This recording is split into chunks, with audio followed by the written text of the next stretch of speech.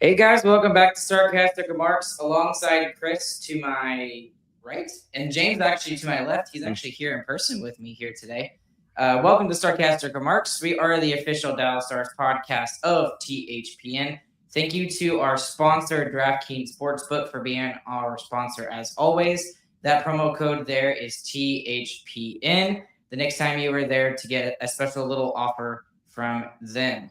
And also want to give a quick shout out to our newest member of the Who Cares Club, Brandon Perkins. He's out there, and I hope he's listening to this episode. We appreciate your support of our podcast and all of those who have continued to be members of the Who Cares Club. If you'd like to sign up for that, link is in the description below, whether it be on YouTube or on the audio side. Guys, we've seen a lot of hockey, and not necessarily NHL hockey. It's been international hockey, but how have y'all been? Y'all been good? Great. Yeah. Yeah, it was pretty spectacular. I came here, had a day off work, hadn't been around Farmersville in a while, so decided to come hang around for a bit. And you were just like, hey, let's just go to Farmersville. Why not? Yeah. Yep. Samantha's here too, so she's hanging out with Amanda for a while. Chris, how's that been going for you? Pretty good. I'm still alive. Barely. Ardell, you were not late. So going straight into it. But okay, we have seen quite a bit of Four Nations hockey, guys. We've seen some Canada, US from Saturday. We've seen some Finland, Sweden, and we've also seen some Canada, Sweden as well. So what are you guys excited about with this Four Nations tournament? Did they seem to kind of hit it off this year when it comes to the NHL and getting rid of the All-Star Game and doing this instead? I mean, yeah, like we said last time, it's pretty obviously fantastic. The USA Canada game was literally perfect. Everybody who has never even watched hockey was talking about it. It was on every podcast I listened to, even ones that are decidedly not sports related. That came up at some point during the conversation. So it has worked out perfectly. It has become the talk of the world just because of what happened in that game. And it was a fantastic game, and it was a great representation of the product that the NHL can put out. So, I mean, it was pretty much perfect, and hopefully they can build a hype and make Thursday even better. Yeah, the players especially have done a really good job. I mean, all the games have been spectacular and close. The biggest blowout one was Finland versus US. So all the other games have been very close down to the final seconds, even for who was going to win. Yeah. What I've loved about all of these games is they've actually seemed to matter. And this is just a one-off tournament. Like, I mean, we're never going to see anything like this again. Like in particular, just the Four Nations wise, the way they're doing it now. This was just to pick the brains of the players and be like, okay, we'll give you a little bit of international hockey before the Olympics start next year. This is exactly why they're doing this. It's fantastic. It's been a ton of fun. But let's specifically get into the game for tomorrow, because obviously it's a rematch between Canada and US, as it should be, as a lot of people expected, as a lot of betting odds said that it was. 10.1 million people between Canada and the US watched the last game. That's more than a whole bunch of games over the last couple of years, and especially non-Stanley Cup playoff games. So, well, first off, what are you expecting from the game? And then two, do you think we will surpass that amount in this rematch? I mean, I'm hoping it's going to be just as exciting as the last one was. We might not see 3 fights in the first 9 seconds, but I'm expecting it to be just as competitive, just as hard hitting, and hopefully the American fans there truly will outnumber the Canadians, and we can see a true home versus home atmosphere setting too. Yeah, I mean, for sure, at the very least, it's going to be a very physical game. Like Chris said, probably not the 3 fights in 9 seconds, but you're going to see some heavy hitting, and there's bad blood between the two teams without them really ever facing each other that much. It's awesome. I mean, it's absolutely awesome that we're seeing something like this. And I mean, again, you mentioned it, Chris. The 3 fights in 9 seconds. That was fantastic. And some people were like, "Oh, they staged that completely." Okay, maybe like Matthew and Brady Tkachuk talked about like fighting, and same thing with JT Miller. But I don't think they all expected to go that quick. And I also didn't expect 3 members of Team Canada to kind of step up to that mark. So there's a lot of injury news around the Four Nations tournament as well, especially for US and for Canada as well. We'll talk about Thomas Harley here in a little bit, but for this game in particular, Charlie McAvoy, he gets an infection of some kind and he is out. And I'm still not sure about the whole Quinn Hughes thing. I have no idea if he's playing or if he's not, or if he's called up or if he's not. I don't think he is, but I mean, what have y'all seen about Quinn Hughes? Yeah, misreporting. I mean, the insiders seem to have been wrong because the last thing I saw from the last reputable source I saw said that he was not in Boston. He was not called up at all because there wasn't enough injuries to make him available. So I don't know. It's weird. But Hughes isn't playing. He's not going to be the emergency guy because there are other. I just saw they sent 2 other people. I can't remember who it was, but 2 other defensemen were sent to Boston as emergency replacements, like Harley became for Canada. Yeah, it doesn't make sense for Quinn Hughes either. I mean, he's been nursing something in the regular season going into the break. You really shouldn't try to come in for a game that is going to be physical. I mean, it's going to be a hard game to play. Yeah, no, I don't. Yeah, I don't think he's going to play. It would be definitely interesting for sure, considering he was the captain for Team USA before he got hurt and had to withdraw from the Four Nations tournament. But it would be fun to see him be able to play with his brother Jack, and it's just going to be an absolute brawl between these 2 countries when we see it tomorrow night. What's y'all's prediction for the game? Do y'all have any predictions, whether it be like the score or penalty? I think USA is going to win. I mean, they're still on paper. I think that they're the better team. They obviously have the bigger emotional leaders between the 2 Tkachuks. I mean, they really controlled. I mean, they didn't score as much as they did against Finland, but emotionally they controlled the Canada game. They decided how that started, and they carried that momentum throughout the entirety of the game. And if USA can keep it physical and they can keep playing the style that they did last time against Canada, and if the main thing is if Hellebuck can keep being next to perfect, then USA is going to win again.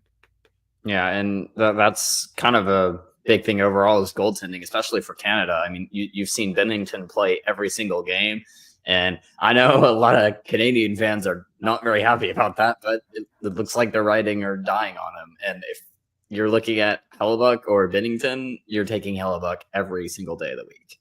That was one of the things I actually wanted to ask y'all about. On the U.S. side, it's pretty obvious.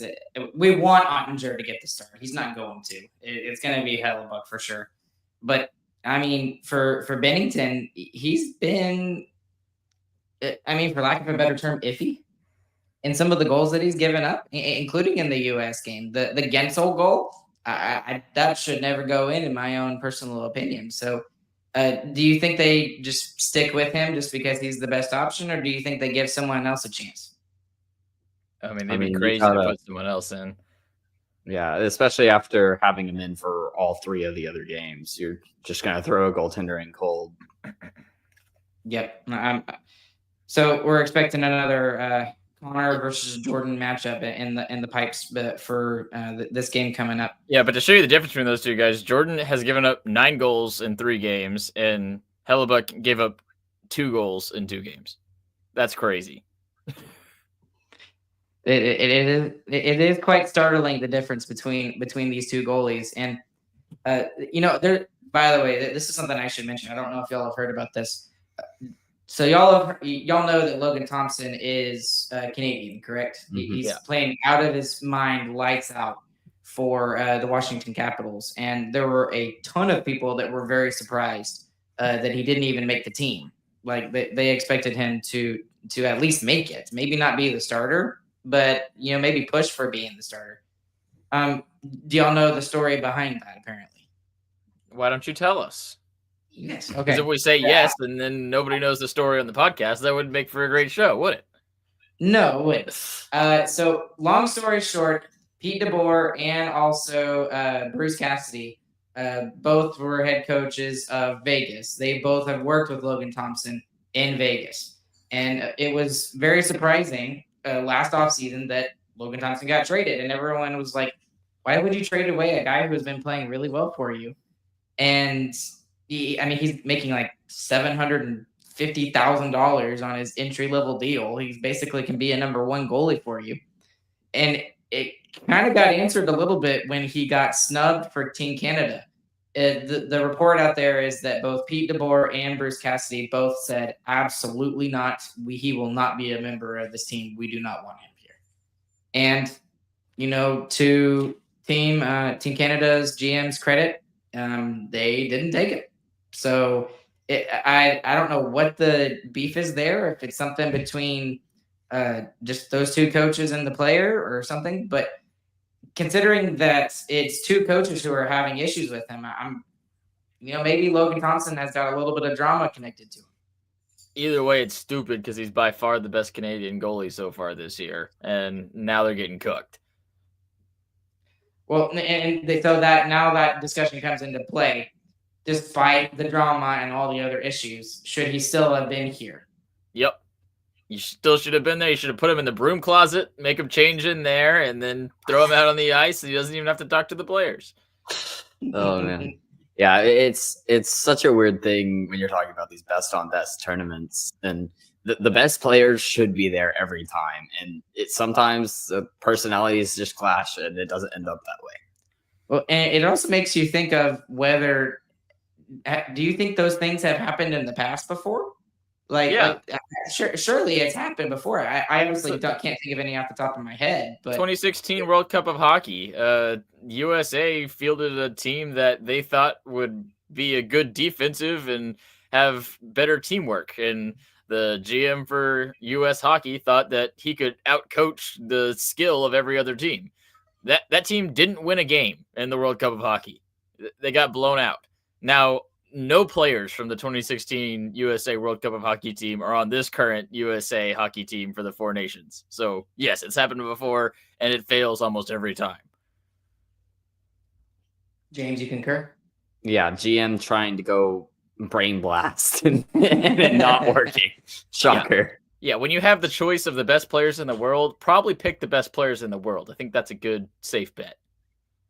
Especially when goaltending is definitely one of your weak links, especially for Team Canada. Like all three of the other teams had way better goaltending than Canada has. Even with Thompson in, you're still giving the edge to the US. Oh yeah, of course. Well, but if you have Thompson in that, then you could probably say you might have better goaltending than Sweden or Finland, possibly. Yeah, maybe. At least this year. Yeah. So. I don't know. Okay, so let's kind of make a prediction on the game. What's your score line? What do you think? I think it's going to be 3-2 US. I think Canada's finally going to break through a little bit more. I think McDavid and McKinnon are going to go crazy mode, but Hellebuck's still going to be able to stand up and be insane and make some crazy saves. And I'll put the over-under on fights at 2.5. 2.5? Yeah. I think everyone wants to stay in this game because it's so important. They're not going to want to sit for 5 minutes the way they did in the last one. And by the way, so there were a lot of rumors about injuries and stuff like that. Apparently, both Tkachuk brothers are going to play. Austin Matthews is going to play as well. Yeah, the Tkachuks could have 2 broken ankles and they would still be playing. So Matthew Tkachuk was playing with a broken sternum 2 years ago, right? When Florida was in the Stanley Cup final 2 years ago. So there's nothing that's going to keep him out. And he seems to care a lot more about this than the Stanley Cup final for whatever reason, which is crazy. Yeah, he's just hyped for it, man. Yeah, it's awesome. And so when we go to the Olympics next year, Tkachuk is the captain, right? I mean, I hope so. We're done with this Matthews being the captain and doing nothing all tournament. I think we're done with that. I don't think Matthews was the captain, was he? He's the captain. He's the He is captain. the current captain of team. See, that's how shocking it is. You didn't even know. He's great at scoring goals. I will never deny that. But I mean, he's not scoring them right now. When you have Matthew Tkachuk on your team as well, I mean, it's hard to not just hand it to him. Right. Yeah, I agree. It's got to be Matthew Tkachuk, right? Yeah. That only makes sense moving forward. The other question is when Team Canada goes to the Olympics next year, do you pass the C to Connor McDavid, or does Sidney Crosby still keep it for at least one more year? Do you see Crosby in the first game of this tournament? Yeah. Crosby probably I think that's kind of what I was kind of pushing the hint towards. Is like, the guy that's 37 years old. Yeah. He's really Olympics. One last time. If Crosby's on the ice, he's going to have the C. I mean, he could play in the next Olympics and he would have the C still, even at 41. Mm-hmm. For me, I'll say I think it's going to be high scoring. I think it's going to be like, I'll say 5-4. I think it's gonna. There's not going to be some good goaltending going on. If it's high scoring, Canada wins. I don't know. There's some guys in Team USA that can score some goals. You know who USA doesn't have? Eichel. Yeah, you know who they don't have? McDavid and McKinnon, the two best players in the world. All right. Okay. Let's move off of that. I'm just really happy that the NHL did this. This is one of the few things that they've done right over the last couple of years. So. But now, what do you think they'll do next year? Because everyone's talking about how you can't go back to an All-Star game after this. Well, not next year, but the year after next. 2 years. What happens then? Because everyone's saying, no way we're doing an All-Star break ever again. But so I mean, you can't do this every year. You know how many people are injured? Yeah. So World Cup of Hockey is in 2028, correct? It's not 2027. Okay. Correct. The plan right now is to do an international tournament in February every 2 years. I think the All-Star game will be fine because it gives it a little bit of a break. And instead of having such an intense tournament mid-season every single year, I think it'll actually be a little bit of a welcome sight for some of the top players, where it'll just be real chill, real relaxed, and nothing super stressful. So that's my only thing. I think that with all the plans that the NHL has, I think having a All-Star game every other year is a good idea. That's just how I feel about it. I agree. I think that'll be the best thing. But if we're already going to, I mean, we see how the games are played in the All-Star game. It's very half speed. So if we're doing that, are we just going to go all the way to NFL levels and we're just going to play pond hockey or give the goalies some actual sticks and just skate around? I mean, that might be fun too. Yeah, just think of some random thing. It doesn't even have to be an All-Star game. Like, I think people would be fine with a super skills competition and then call it good. Right? Yeah, or that. I mean, but don't just get like the best players in the world to do the super skills competition. Yes, get those players, but get the actual guys who have the hardest shots and who can skate the fastest. Because there's probably a good chunk of players who are really fast, who can shoot really hard, who are not necessarily all-star level, right? Yes? Yeah. I think you could get those players, and it would make the super skills way more interesting. That's just, I think it would make it more interesting, and it would make it more fun. So, okay, let's continue on about some of the stars in the Four Nations tournament. Okay, there's obviously four players there for the Four Nations tournament that are representing the stars. Obviously, you've got Granlund and Lindell for Finland. They've been excellent. We'll talk about each of them here in a second. Harley obviously got called up for Team Canada. It was a shock for a lot of people in Canada. They had no idea who this guy even was. And then it was, then when he finally played against the U.S., they were like, oh, wait, we want him to stay in. And he got scratched for the rest of the time. And then obviously we've got Otter for Team USA. And then finally kind of Rope is kind of surprisingly took a back seat and very quiet in the tournament. But the first guy I want to talk about is Mikael Granlund, because he definitely shown out in this tournament more than any other Dallas Star did, in my personal opinion. I mean, you score 3 goals in an international tournament like this, it's fantastic. And the specific thing that I wanted to talk about with you guys, and I'll get your thoughts on it. I'm really starting to believe that this Granlund trade is going to be extremely underrated by the end of the season, and maybe, hopefully, fingers crossed, by the end of the playoffs when the Stars are hoisting up a silver cup. So when you see a guy like that be able to make the goals that he did, you can obviously kind of put that towards the Stanley Cup playoffs and be like, well, maybe he can score goals, really big goals in the Stanley Cup playoffs for the Dallas Stars as well. And again, just another clutch player, and I think it's going to be interesting to see how that lies and how it plays out for the rest of the season. Yeah, I mean, big time player, and he proved it in the tournament here. I mean, he gets the game winner in the rivalry match against Sweden, and then almost gets the full comeback with him and Esa Lindell alone in the final game to try and push them to the championship, which was incredible. And just the leadership role he took on that team was pretty apparent on the ice too. It was shocking how noticeable Granlund was for being a second line player on that team. So yeah, I 100% agree. I think he's a guy that is really able to elevate his game in these important moments, like he did in the last 2 games. So yeah, really impressed by him, and hopefully we see some of that in the playoffs.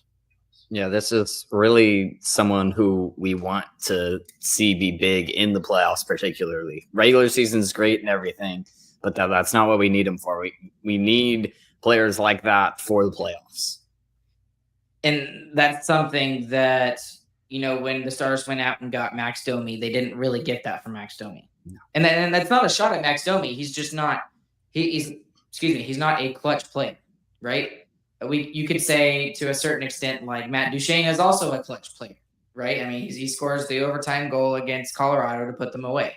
So I think it will only help the Stars to have a player like that. And maybe he can produce in the playoffs and get a big time goal for the Stars and get them back from a 2-0 deficit, or, take that game 6, go up 3-2 in the series, or even win the dang series. So I just thought it was really interesting to watch that, and just extremely underrated. Jim Nill doing his thing again. So, well, let's talk about Thomas Harley for a second as well, because I wanted to discuss him and his.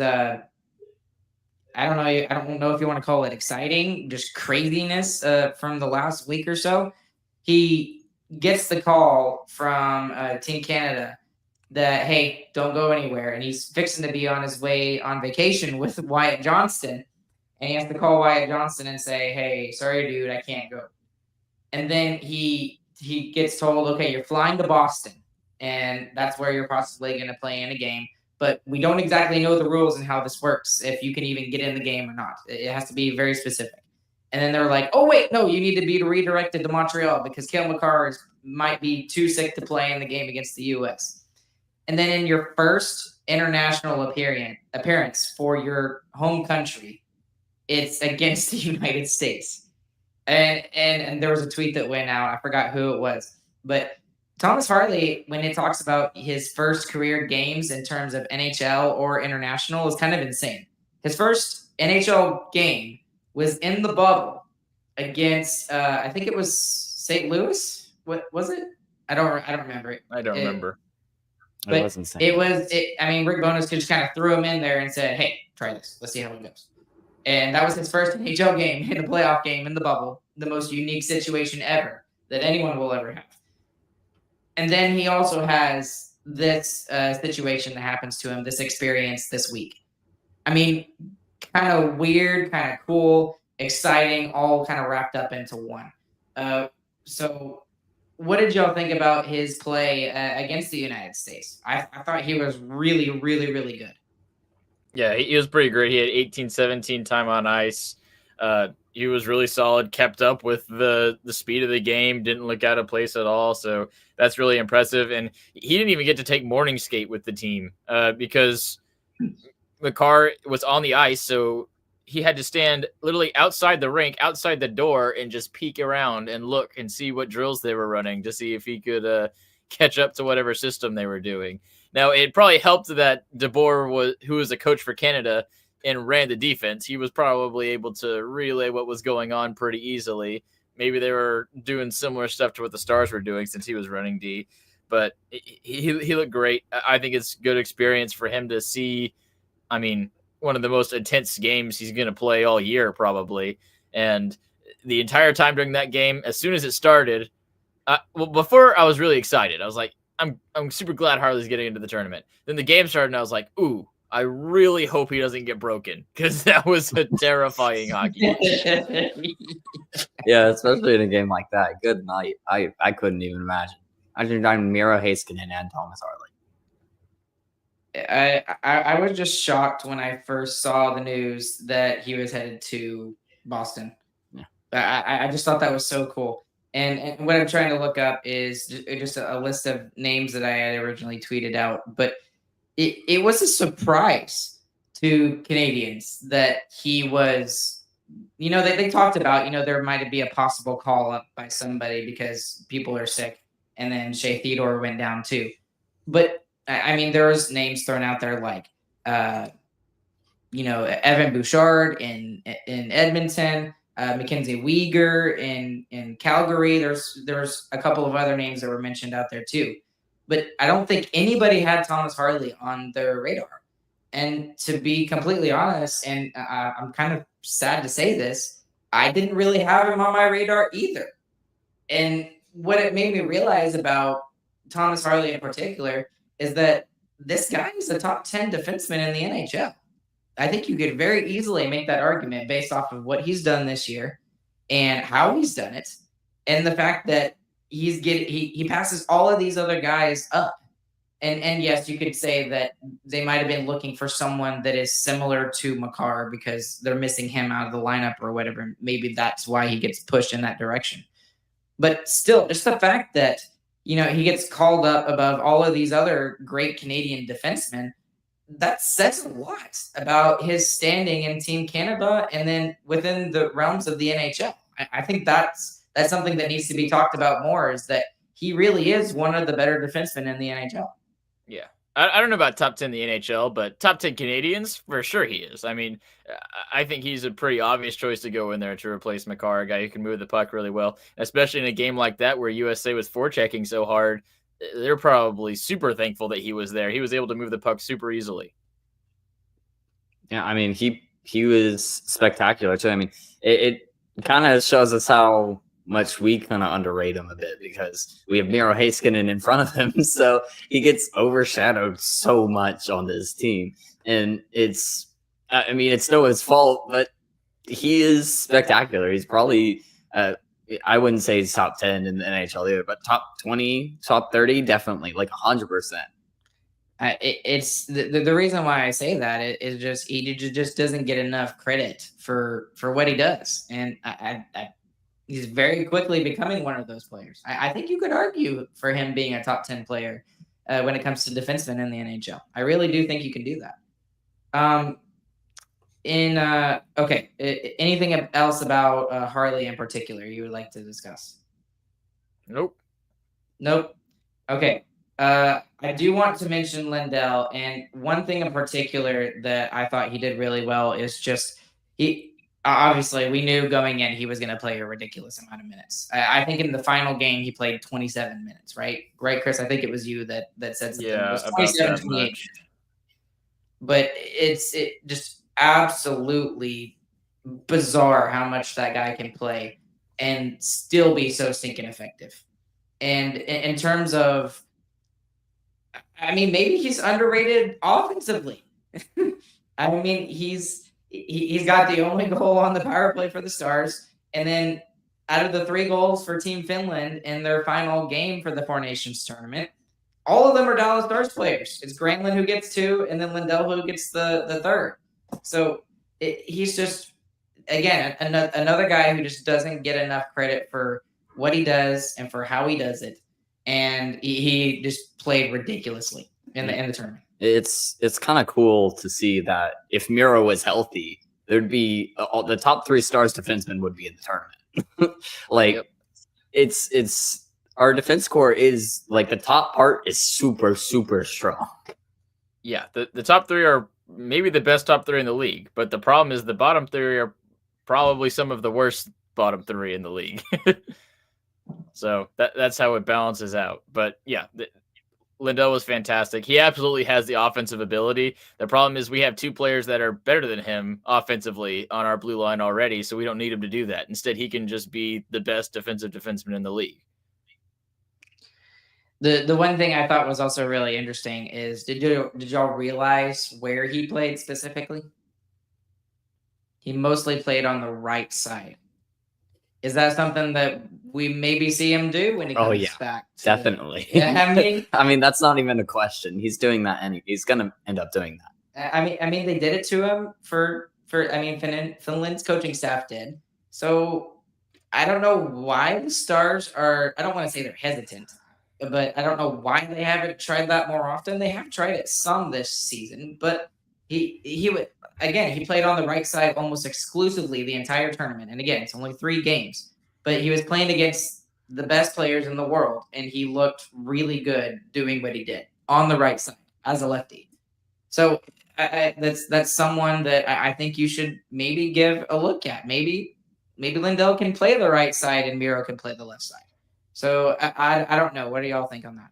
I think you might see Harley and Lindell on the same pair, like at the end of the game or something, as we get into later in the season. But right now, with how thin our decor is, you have to spread out Harley and Lindell just to be able to spread out the minutes enough, you know? So that's just what sucks about how thin we are right now with blue liners. But absolutely, he can play right side. And if worst case scenario, we head into playoffs and Miro's not ready, we might see Harley, Lindell each playing 30 minutes a night in that round 1, which that would not be ideal. Absolutely. I don't think you can try and survive on that through grueling Stanley Cup playoffs, but maybe to get through round 1 to wait for reinforcements with Miro, they might try it. I want to get to the last 2 players here that we've seen in the tournament. Like I mentioned very briefly, Rope Hintz was very invisible for a majority of the tournament. I don't and even bad remember. For parts. Yeah, and bad for parts. That the turnover in the Canada game was especially bad. But I'm not putting anything on that, to be completely honest with you. So it's not even just that turnover. I mean, there was so many chances he had to be a goal scorer, and he just acted scared to shoot the puck for whatever reason through the entire tournament. So I don't know what his deal was. Maybe he was just trying to be too team oriented, because that is Finland's like big MO is to play as a team. But hopefully he learns from that and realizes that he's the catalyst. He's a guy that can make a difference in these big time games, and it's up to him to change them. So shoot the puck, change the game. And it was a weird situation with Finland too, because basically if they let in 2 or 3 goals, the game felt over because there's just no one on the back end. No one on defense. Yeah.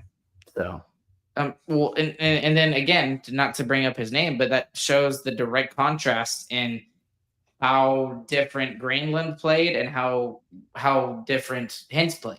Like Granlund obviously was the most talked about Finland player coming out of this tournament. He was the best player on Finland. Yeah. I mean, so I don't want to put too much into it, and again, I don't want to put too much into the whole Granlund thing. And could he be the difference maker? But it's interesting to look at when games are high stake like this, and against the best on best in the world, and Granlund steps up, hence not so much. And the other thing is, like, Granlund's getting older too. He knows he doesn't have that many more shots at it, and this is one of those things that could really mean a lot. Is just getting into tournaments like this. How many more chances is he going to have where he's playing the best players in the world? Yep. So, yep. And then I kind of want to jump real quick to Otter. Otter only gets in the 1 game. I didn't think he played bad. He might want the first goal back, but again, he only lets in 2 goals, and it was a game that Yeah. really didn't matter. And you're coming off the emotional high, on that win against Canada. So again, I don't totally blame the team for it, but I thought he played really, really well in the game against me. And the USA started down a man before the puck even dropped, and then they lost another guy in the first 10 minutes. And Sweden also had 2 guys sit out because they were all of a sudden sick after the game no longer mattered after Canada won in regulation. So I think everybody knew what was going on in that game. It was still a much better hockey game than any All-Star game would have been, but it was not as competitive as every other one we saw. I still had fun. I had fun watching it. Right? Nah. Man, Not really. I can tell. I mean, US was not playing that game. They were not playing good, but it was still fun to watch. At least for me, I enjoyed it. Especially compared to the Canada-Finland game, it was not close. I wish they would have switched those games around, right? Because yeah, that would have made the players actually care about that one a little bit more. Yes, and yeah, 100% agreed on that with you, James. So. I think that's something you take into World Cup of hockey. I mean, they do that with football, with the divisional games in the last game of the season. They play them at the same time. That way, no one has an advantage of knowing what the other teams are doing theoretically. I think you try and do the same thing maybe with the next NHL tournament. Maybe it's a flex game for the last game of round robin, and you can switch them out if you need to incentivize teams. Good idea. It's a little harder with this tournament because you're playing in 2 different locations. Right. Okay. Anything else about the Four Nations tournament that y'all can think of? I got like one more thing, and that's about it. Nope. What did y'all think of the rule changes that they put into it? So 10-minute 3-on-3 overtime, which has been great because there have been a lot of overtime games in the Four Nations tournament. And then the point system, very different.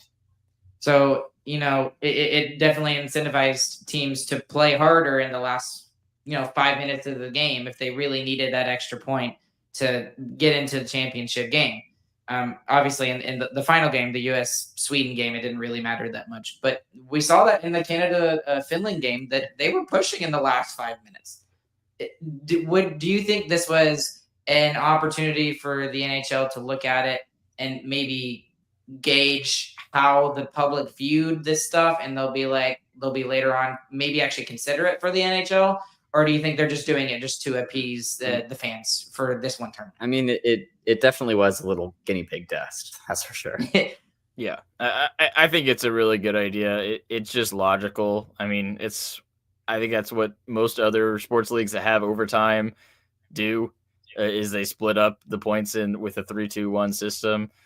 The only thing is it's just going to be weird for a couple years while you wait and figure out, okay, 100 points means that you had a really good season. What's a really good season now in terms of points now that a regulation win is 3? And it'll just take some adjustment time. But I think that just makes the most sense, and it's going to make the end of regulation for NHL games a lot better. I mean, because you look at some games and you hit the 3-minute mark and both teams kind of take a knee, or at the very least make sure they maintain possession, especially the Stars, actually. If you look at how the Stars play at the end of tied games, I mean, they'll take a pass up in the ice, but they're not making any kind of sketchy offensive zone blue line passes as they rush into the zone, because, I mean, they know they've got a good chance in overtime in the shootout with how they've done this year. So they're going to make sure they have possession and they don't give the other team a chance more than they are going to try and score and end it in regulation.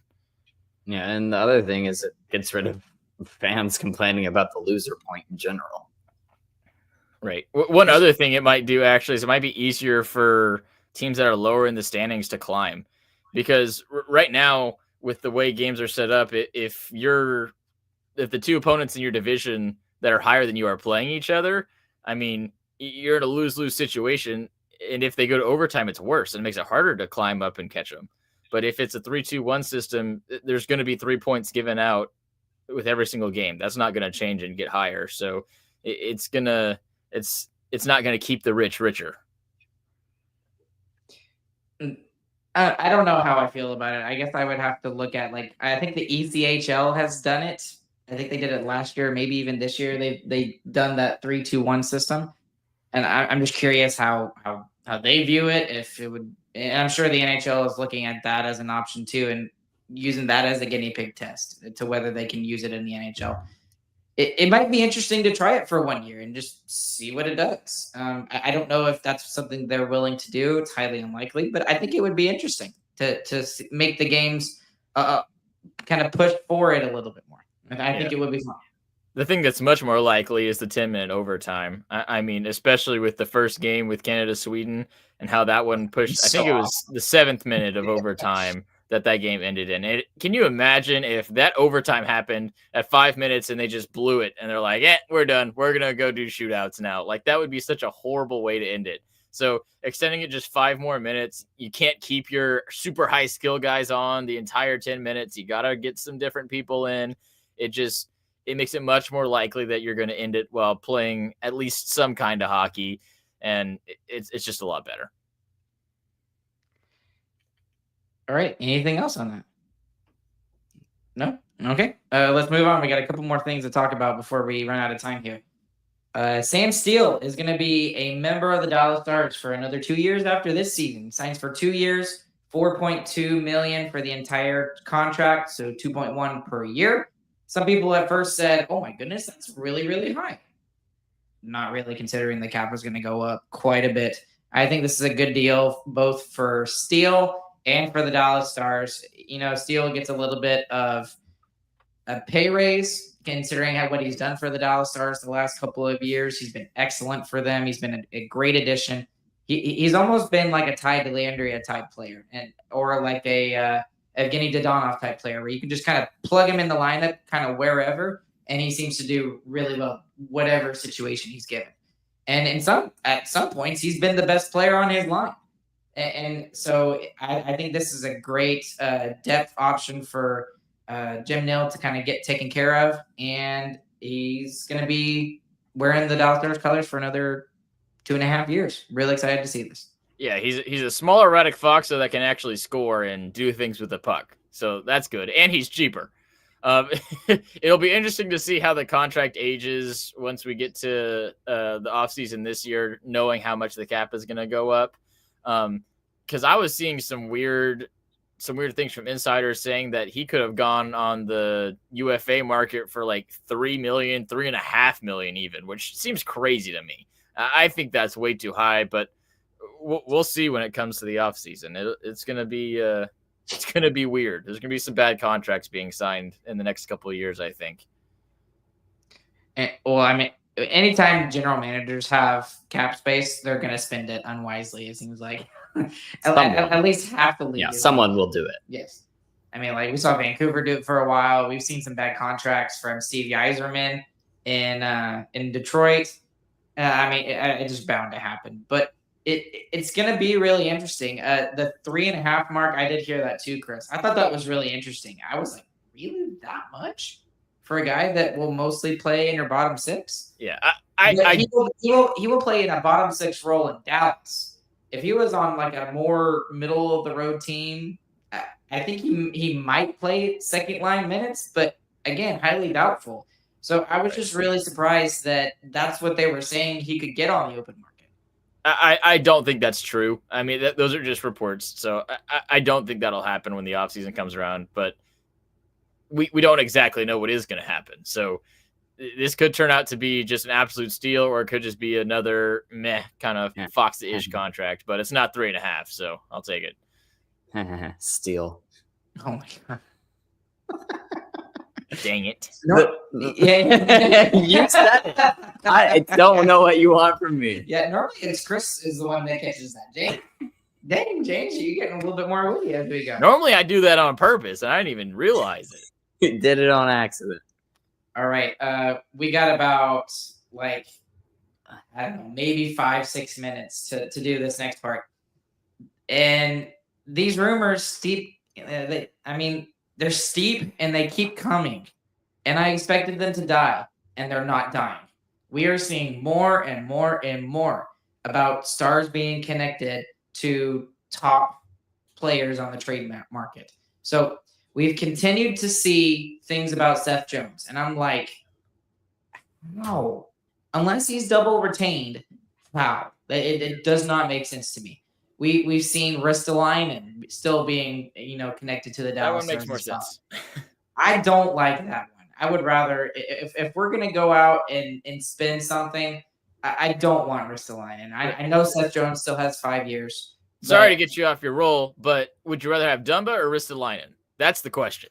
I'd rather have Ristolainen. If they take Dumba, if Philadelphia takes Dumba, then absolutely yes, I would want Ristolainen. Right. Now and then there's still connections apparently to Rantanen. I don't know if y'all have seen stuff like that. That makes zero sense to me. I think that's just people blowing smoke where there's not a fire at all. And the reason why they're saying that is because it doesn't seem like the Rantanen Carolina contract talks are going all that well. So Carolina may be looking to flip him at the deadline just because they don't want to lose him for nothing. They gave up Marty Necas and all that sort of stuff. That makes no sense if you're a Dallas Stars because he's gonna get 12 million, right? 12, 13 million. He's gonna be the highest paid player in the NHL. I don't think so because you still got Leon Draisaitl. He's gonna get 14. I think he's at 14 and a half. Oh, is he a UFA this year? But he already signed his extension. Like Yeah. he's already got it. So I think Renton's gonna be right there. with Leon Draisaitl? Yes. I don't think so. We'll wait. I think if he stayed in Colorado for the season, then he would. I don't know. I disagree with that too because I think that I think he would have given a hometown discount at least a little bit to the Colorado Avalanche. Oh Now, yeah, I think he said that. Doesn't care. I think he said that in an interview that he would have given a slight discount to Colorado. Right, but what was his After first Yeah, trade? he said that after he got traded. True. Yes. And what really was that discount? Was it like, okay, I'll take 11 and a half instead of 12.25 or something like that? That's not much of a discount when you talk about hometown discount. But so you really think he can get 14 million? I think he could get 14 million. If he's not signing with Carolina, I think it's because he's around there right now. Okay. James?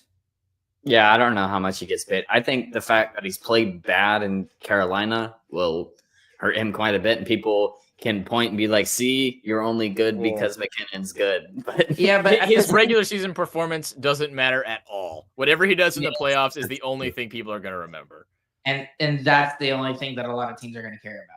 And unless he gets traded to a team who doesn't go to the playoffs. Which I don't think that happens either. But maybe it does. Maybe it does. That would be crazy. Chicago? Oh my gosh, no. Why? Well, play with Connor? I'm not even gonna entertain that question. Please watch them go and get the number 1 draft pick this year too, Chicago, and they get Rantanen and they have Bedard. Yeah, that would be nuts. Okay, Chris, you're still on the we need another forward kind of storyline, right? Are you still on that? Yeah, I'm still on Brock Nelson too. I mean, after watching him play for US, I thought he played very solid. I think he's a guy who can shoot and he can score big time goals. So I'm still on the Brock Nelson train. But that's only if Miro can. We're very confident that Miro can come back round 1, game 1. If we're not very confident, and I mean like 90, 95% confident, then you need to get more D. Okay. Are you still there with Chris? I like Brock Nelson. I think he'd be a great ad. It comes down to what are you going to pay for the rental at that point. I mean, it's basically does it work for both teams? Right. And what I think Nill is going to do, I think Nill is going to get a defenseman. That's just not what I would prefer. Okay. I still prefer a defenseman. I think we need it. There's just we've had too many injuries with Lyubushkin being out, and on top of that, Miro being out. It just goes to show you that even though the Stars do have depth, they don't have a guy like if they're fully healthy. They don't have a guy in their third pairing that could step up and take a top 4 role right now, I don't think. And maybe that guy is Cody Ceci, because I think ideally that's where you want him to be, and you have Bischel, Ceci as your third pairing. But ideally, both of those guys, you don't want them playing top 4 minutes. And I don't think the Stars have anybody outside of what they currently have that can step in and do a top 4 role like that. So I don't know if I really want them to go and get Dobson, but I know how much that's going to cost. And even if they do get Dobson, I don't think I'm going to like what we would be giving up for him. So I just don't think it's likely. I guess right now the Seth Jones continues to still be the loud. It makes slightly more sense with him wanting to get out of Chicago. Because if you can steal him out of Chicago for nothing, it becomes a lot more feasible to be able to get another team to retain as well. Well, and it pretty much has to be double retained, at least for me, or 60% retained or 70% retained in order to make it worthwhile. You can't do that. You can only do 50%. That's not necessarily true. You can finagle another team. Yes, exactly. So, and then you're including another team in that, and they're going to expect compensation for their role in taking whatever it is. And that's if you're trying to get rid of Dumba on top of that, then are you also? And it just doesn't make any sense when it comes to that. Would I like it? Yeah, absolutely. He would immediately become the Stars' best right-handed defenseman. Immediately, probably. And probably. Yeah, probably. Immediately, probably. You know, Miro still plays on the right. Okay, right-handed defenseman. Oh, there we go. Not right-sided defenseman. How about that? Is that fair? I just think these rumors are all just made up. I just think it's Seth Jones' agent trying to stir the pot and get people interested. And again, with the article that came out today where Seth Jones says he wants to go play for a good team, he's trying to stir the pot and trying to get people interested. And the problem is no one's interested because you're getting paid $9.5 million a year for 5 more years. So he's trying to create interest where there is none. He's trying to make a market where one doesn't exist. That's the only reason why I think it could actually happen is because if no one wants him, then you can find a way to get him over here and you can find a way to double retain it. And then Chicago may be willing to take Dumba and maybe a lesser draft pick if nobody truly wants him. Yeah. So I see that logic. At that cap hit, I think Chicago just keeps him and hopes that somehow this team, I mean, they made good trades last offseason. It didn't pan out how they wanted it to, obviously, but they have good players on this team and good young players too. They're just hoping that Bedard turns into McDavid, is that big of a threat in the league, and all of a sudden 3 years from now they are a good team and they have Seth Jones for 2 more years then. I mean, that just makes more sense than trading Seth Jones for a 2nd round pick, which is all that I think they could get with how bad his salary cap is. But I mean, they might be wanting to get some cap space open because I mean, Bedard's they got plenty of cap space. Well, I mean, they why not go get even more cap space? They might be at the floor. They're gonna have to take Dumba just so that they can be legal. Okay. A lot of fun things going on in the NHL right now. We're looking forward to that Canada-US game. It's going to be fantastic. Just like the game on Saturday. I don't know if it's going to be as watched as the game on Saturday was, but there's a possibility there. Someone was asking, will Donald Trump show up at the game? It's already been reported that he will not be showing up to the game in Boston. So he will not be there. Ooh. But anyways, Sam Steele extension, excited to see that. And then Jim Nill needs to cook. Let him work his magic. Let's see what he can do. Okay, we're at the Who Cares segment of our show here today. James, since it was your idea, I will allow you to introduce said Who Cares segment. This is my idea. I did write it down in Discord. We're taking my idea because my ideas are the best. If you want us to pick your idea, go in the Discord and write it down. All right, we're doing our top 3 favorite crops. As in plants. As in plants. Food producing plant. Crop. Crop. I don't even know which way you're gonna go because you always have like a very interesting angle. I don't know what you're talking about. Yes, I know you which do. way I'm gonna go. I'm gonna go with onions. Number 3rd. Onion. Bang. All right. That's it. That's it. That's it. I like onions. All right. I was expecting more from you, Chris, with that. Normally you have a really good monologue for each of your top 3. Not always. Onions. Yeah. Onions. Onions. Okay. Like ogres. Yes. They have layers. Okay. You next, James. All right. My number 3rd is the corn crop because cornfields remind me of home. That's pretty much it. Oh, you got all suckery on us. It's a nice feeling, when we finally get on those back roads towards Farmersville and you just see the cornfields on either side. Nice and pretty. Just for miles and miles and miles. It's not miles and miles, but Yeah, no. we're not got Kansas, but they're there. I guess I will give my number 3rd. It's kind of lame, and I don't really have a monologue, kind of like yours, Chris. But mine is wheat because I like bread. That's a great answer. My number 2 is wheat. The wheat led to the rise of civilizations. And you know what else it does? It rises with your bread, and it's delicious. I love bread so much. I can eat bread every day for every meal for the rest of my life until I die, and it would kill me very quickly. I love wheat. I see what you did there, Chris. The rises thing that was very good. That one was intentional. Bang. James. All right, my number 2nd is it's the sunflower because sunflower fields are really pretty. I mean, you could consider it not a crop, but they grow them and they harvest all those sunflower seeds. They gotta come from somewhere. No, that's a crop. Them sunflower seeds is tasty.